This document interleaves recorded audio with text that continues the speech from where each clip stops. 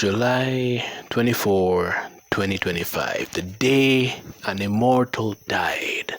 Some of the people are cheering, some are crying, some are indifferent. Me personally, I feel this is the perfect time to share the story of how I first came across Mr. Terry Jean Bollea. It wasn't in his Hulk Hogan persona. It wasn't him as the Mega Powers with Brandy Savage. It wasn't him in the NWO. It wasn't him in the Mr. American mask. It wasn't any of that. The way I first met him was actually on old VHS tape, because back in early 2000s, that was how we watched videos back then, at least in Jamaica. The rest of the world had kind of slowly been moving up to DVDs at the time, but we had this old Toshiba VHS player, and it just happened that at home we had this old cassette. I don't remember if it was the case where we had rented it, or is a case where maybe it just came with the VHS player. But we had this VHS tape that had one word on it, where the title was, and that word was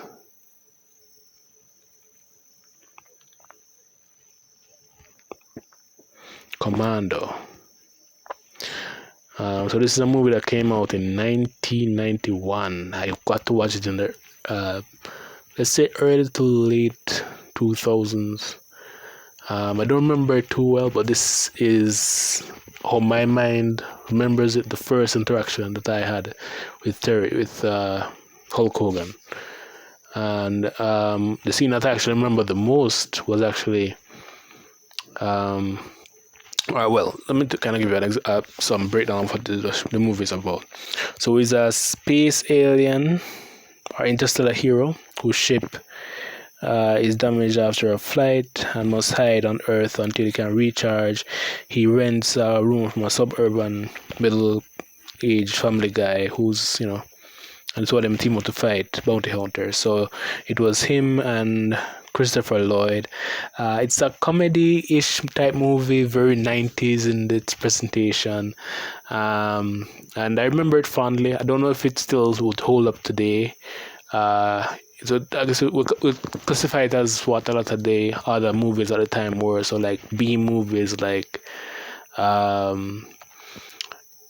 don't know how big it was at the time, but when I watched it in my childlike brain, it was a good movie.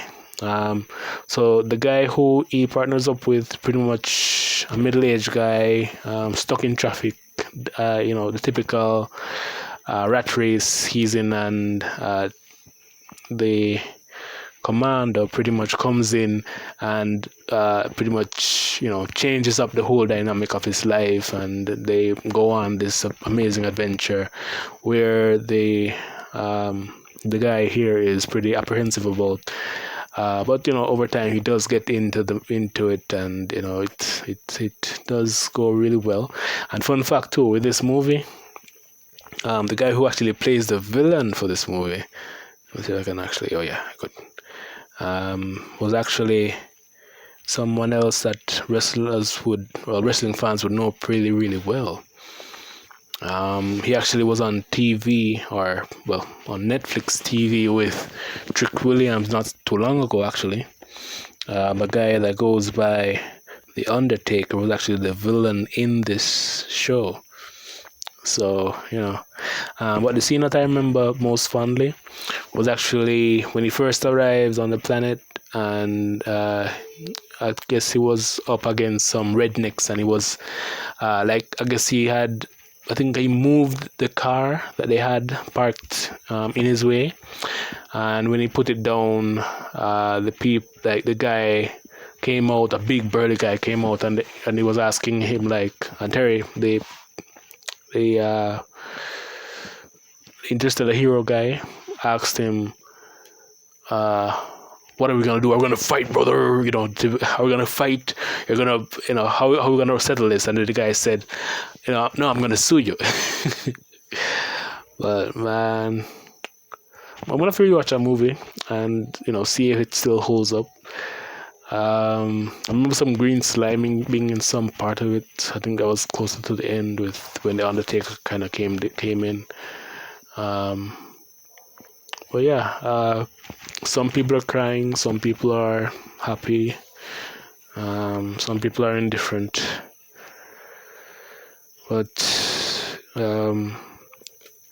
it's undeniable what he has contributed to the world.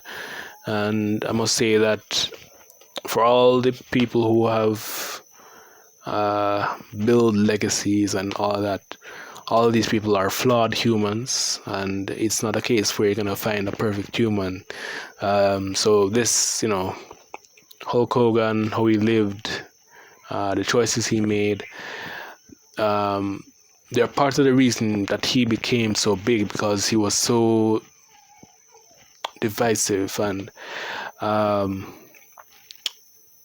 in a similar way to how Trump is too, in a sense, because both of these guys are from the same era, last of a dying breed. I can even kind of tie it into the the series Tulsa King. If you watch a series, it's a similar thing. The last of a dying breed, and no, even less of them are around now.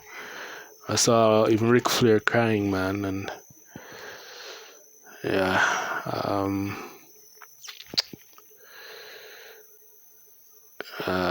I'll say that only two things are guaranteed in life: taxes and death, and I guess this is just how it had to play out. That he had like the back issues, and I guess I saw that he did like a surgery, and it may have been, I'm not really sure because we haven't really seen like autopsy report or anything like that yet, but so this is my first interaction with him. I'll watch a couple of other movies with him in it also. I remember seeing him show up, but I don't remember them fully. I may make some other videos on those as well.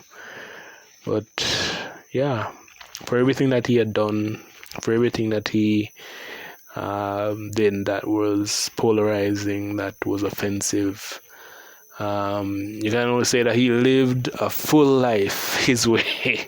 For even the time that he got cancelled by WWE, he did things his way. And even the whole lying thing, that can get a whole video to itself. But all in all, rest in peace, Mr. Hogan. You lived. You made an impact. You offended a lot of people. All in all, hope you enjoy your sleep until the Lord comes.